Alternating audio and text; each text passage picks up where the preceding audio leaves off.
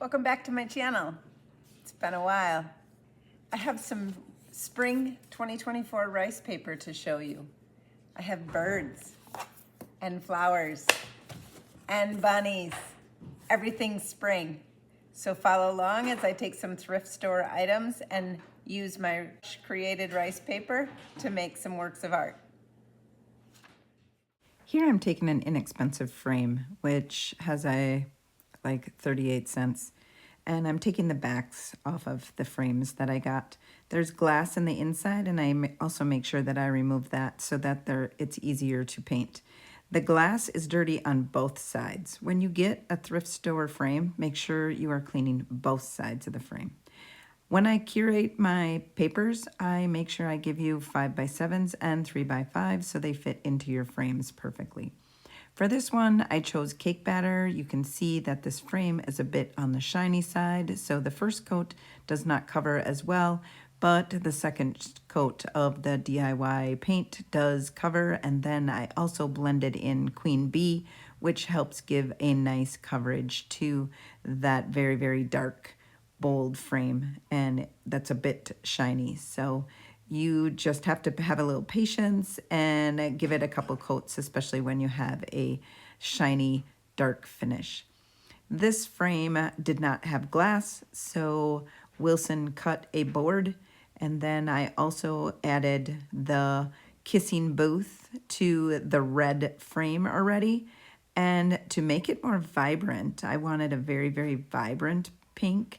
I added marquee to my kissing booth. You can see the kissing booth has dried, so I add a little bit more kissing booth so that I have some nice wet paint, and then I add the marquee, which makes this beautiful bright pink reddish color. It's perfect for some of my rice papers that I have curated. This one also was a thrifted frame. It was in green, and we just made the backer for it out of some boards that were thrifted. And this paper, this is a 5x7, fits perfectly in a 5x7. I went ahead and used weathered wood on that details, and when I wax that, all of those details are going to come shining through. So this is a perfect color if you want that neutral look. I love weathered wood. I use a lot of it. So I just made sure that I painted everything. And on the backs of those boards, I used white swan, and I gave them a nice white finish. When you're decoupaging papers onto boards, you want to make sure that the background is white.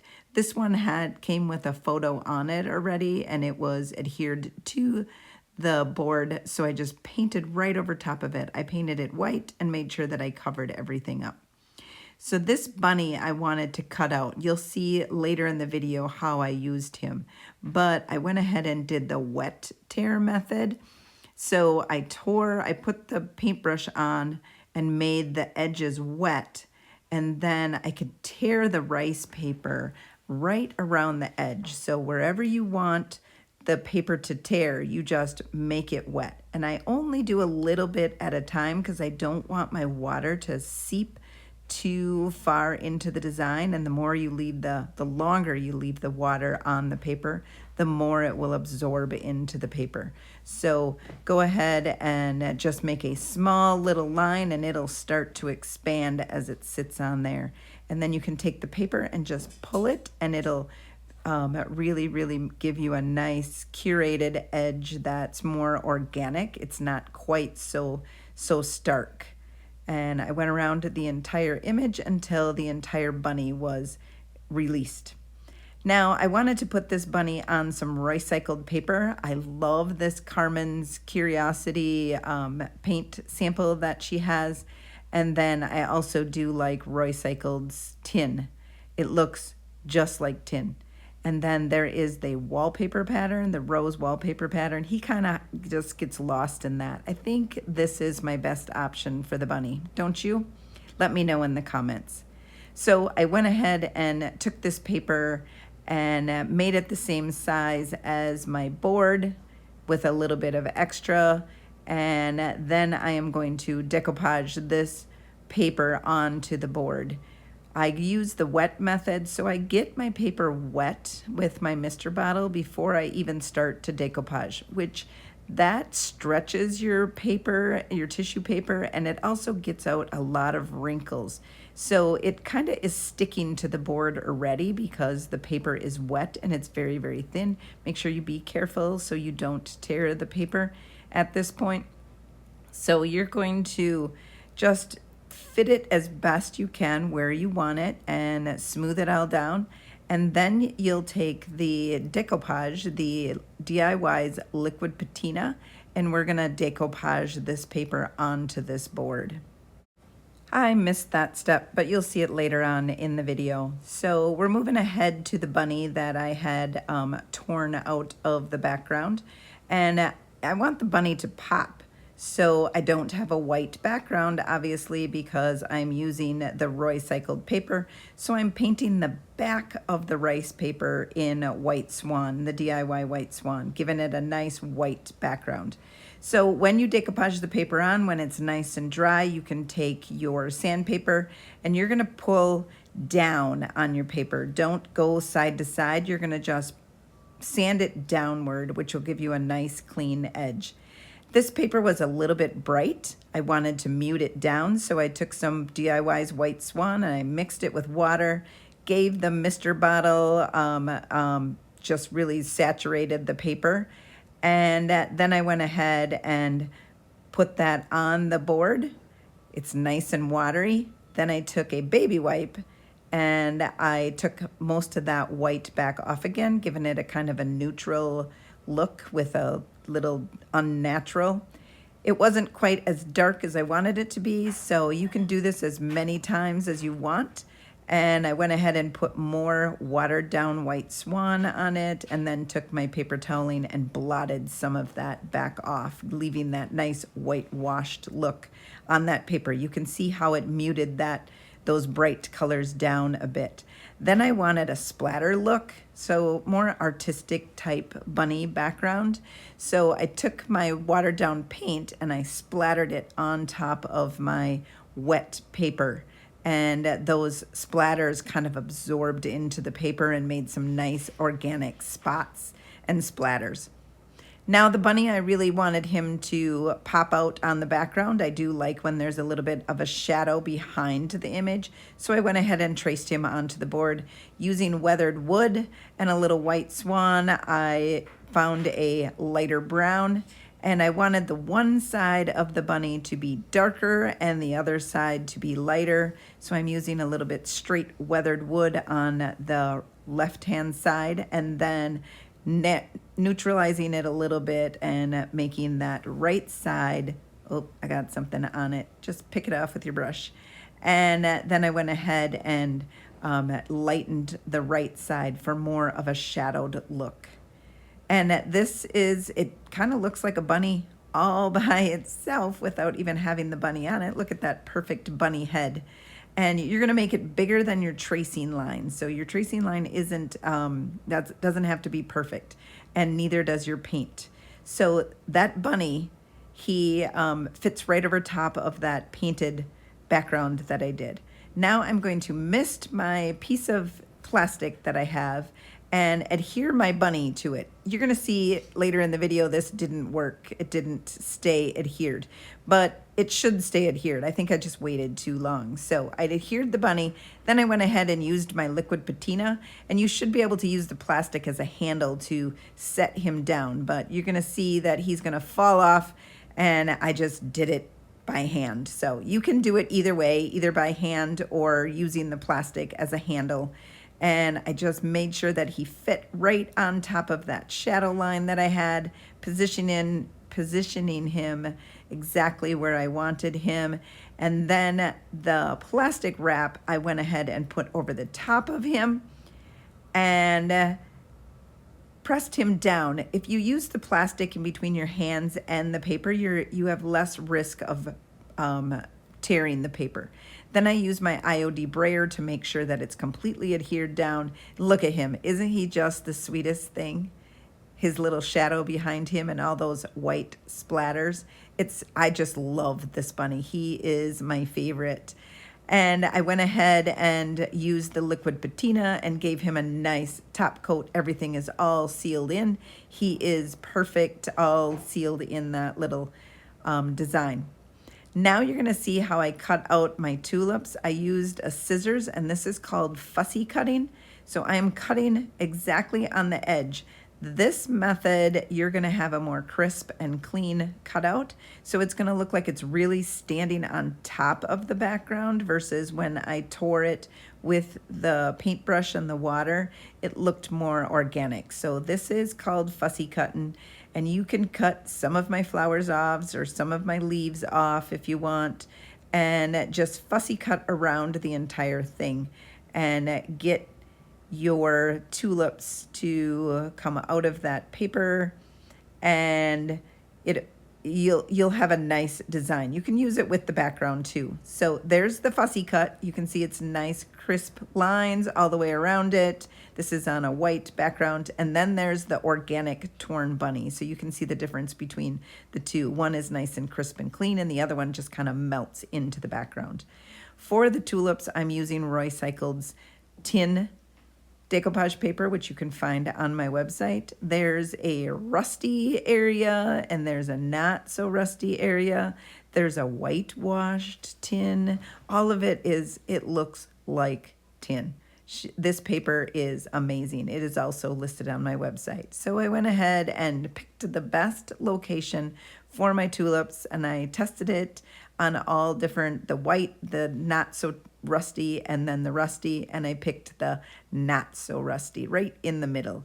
So I picked that for the background of my tulips. I wanted them to have a nice rustic look to them, and I went ahead and cut that out and got it all ready for my board.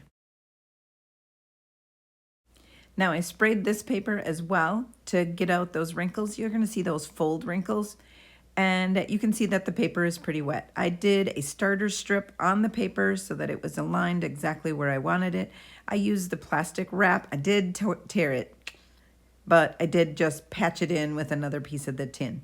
This one I'm also doing a whitewash on top of it, muting down that tin just a little bit, giving it some nice distressed type of look. The paper, I forgot to mention on the first one, the paper has a seal on it. So it is not the dry paper. It does have a coat of liquid patina over the entire paper. And doesn't that look better? It looks more muted down and more rustic. Now here's the tulips. I'm going to use this method on them. I just am going to do a starter strip of the liquid patina, and I am adhering it down right on the top, kind of to anchor it and give that nice start to where you want your design to be. So then there's no guesswork. It's easier to use the paper if it's just a little on the damp side versus being dry. It stretches it, like I had mentioned earlier. And then you can go and flip it up, and I do the rest of the design and get the liquid patina on there and then smooth over the top of it.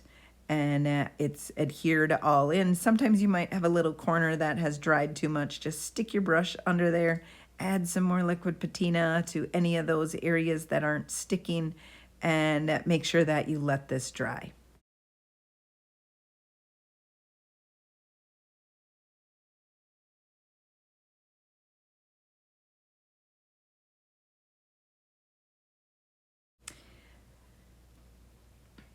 I got some hinges from my girlfriend, and they were all bent up, and they actually went around a cedar chest. So my husband, he made that flat for me, and then I used these upholstery tacks that I had taken out of a piece of furniture, and I adhered that hinge to the top, or that bracket to the top, giving it a nice labelish look.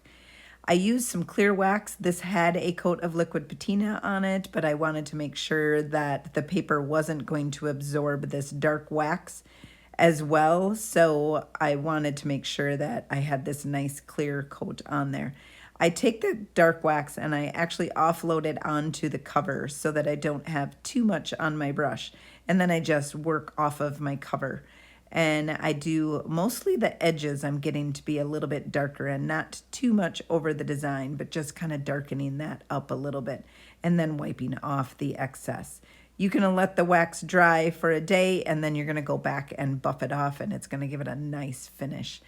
I went ahead and finished all my frames with my wax. I had painted them all, so I either used white wax or clear wax or dark wax, and I got all of my frames ready for the rice papers that you can find on my website at thepaintedphotographer.com.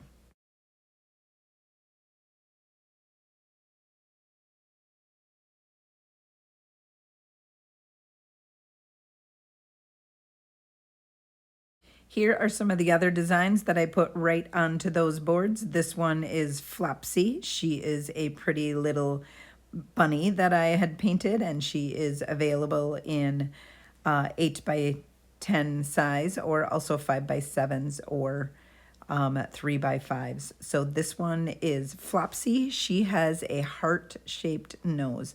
The other bunny is Allie Rose, and her nose is not heart-shaped. That is how you tell the difference between the two bunnies. That's how I tell the difference between the two bunnies. They're pretty similar. And then I went ahead and used this plastic method to make sure that I had the paper all smoothed out. And then the IOD brayer is key if you want to make sure that you don't have any wrinkles in your paper and it's adhered well. So if you don't have an IOD brayer, you can also grab one of them on my website. The bluebird that I have, and then also I have those bunnies in a triplet form. Did you like those thrifted items? I think they look fantastic with the rice paper in them. Instant art with very little effort. I'm going to show you some of the rice papers that I didn't get to showcase in the video. This one is the two bunnies and the bluebird nesting all in one sheet. These are for small thrifted projects that you might have. They're so cute. Both bunnies and a bluebird in one. There is a purple crocus, a bike with a basket full of flowers. This is in honor of my dad. He sold Schwinn bicycles. He was a bicycle repairman and salesman. So this is in honor of my dad. 3 little birdies sitting on a branch. What doesn't scream spring about that? A vase full of red roses for Valentine's, or it screams spring to me. This one I created with some mixed media. I created the background and then I cut it into pieces and re-glued it onto a piece of paper and then painted some birds on top. So those flowers are not in the right order. And I call this window time. Everyone always asks me for more birds. So I created one sheet full of birds. I can see these being put on a small box. Like if you have a small thrifted box and put one of these, cut it out and put it onto the side of the box. So cute. Lavender field. I created this one many years ago and it's been a favorite. It hangs at a chiropractor office right now. My woolly sheep. He is definitely springtime standing in those field of blossoms. And another vase of tulips. These are pink tulips in a crockery vase. And all of my rice paper I make into a 3x5 or a 5x7. So you can look on the website, thepaintedphotographer.com, and you can find out if you can get them in a smaller size as well. These both bunnies, Flopsy and Allie Rose, on the same sheet in a 5x7. Perfect to frame. Thanks for joining me. I really appreciate you watching. If you like this video, please give me a thumbs up, subscribe, and share it up. Hopefully in 2024, I can be back here more often. But I'd really like to get on here. And if you do like thrift hauls, I do put some up even when I don't put them on YouTube. So check my website at thepaintedphotographer.com and look for my thrifted items as well. And until next time, happy painting.